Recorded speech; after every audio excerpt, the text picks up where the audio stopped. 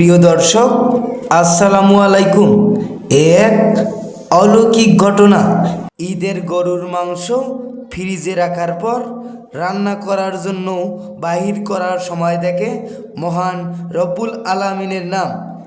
এই ঘটনাটি ঘটেছে জলঢাকা থানা তিন কদম বাজারের পশ্চিম পার্শ্বে। চলুন আল্লাহর নামটি দেখে আসা যাক। আল্লাহর নামটি দেখে আসার জন্য আমাদের পাশেই থাকুন। আল্লাহ তুমি অপরূপ। দর্শক, আপনারা দেখতে পারছেন নানা গ্রাম অঞ্চল থেকে এই আল্লাহর নামটি দেখার জন্য মানুষ জড়ো হয়েছে। এখন আমরা দেখতে পারছি সেই মহান রব্বুল আলামিনের নামটি মাংসের দু সাইডে রয়েছে। ওই আল্লাহর নামটি দেখার জন্য অনেক মানুষ জড়ো হয়েছে। আপনারা দেখতে পারছেন ওপর পাশে আল্লাহর নাম এবং নিচ পার্শ্বেও আল্লাহর নামটি দেখা যাচ্ছে। তাই আমরা এসেছি মাংসটি দেখার জন্য।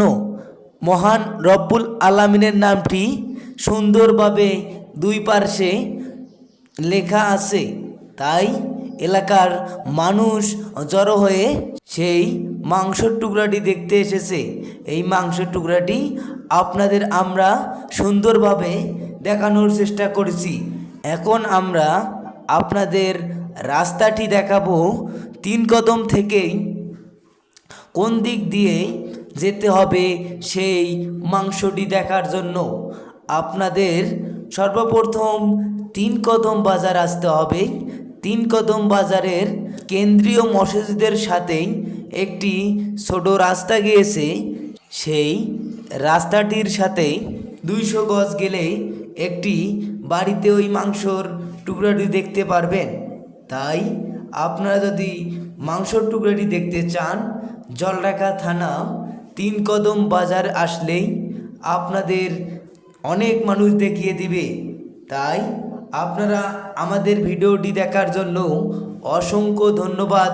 ভিডিওটি ধারণ করেছে ভিআইপি মনোভাব টিমের একজন সদস্য। আমি আপনাদের আবারও অসংখ্য ধন্যবাদ জানিয়ে আপনাদের কাছ থেকে বিদায় নিলাম। আমি ইলিয়াস হোসেন।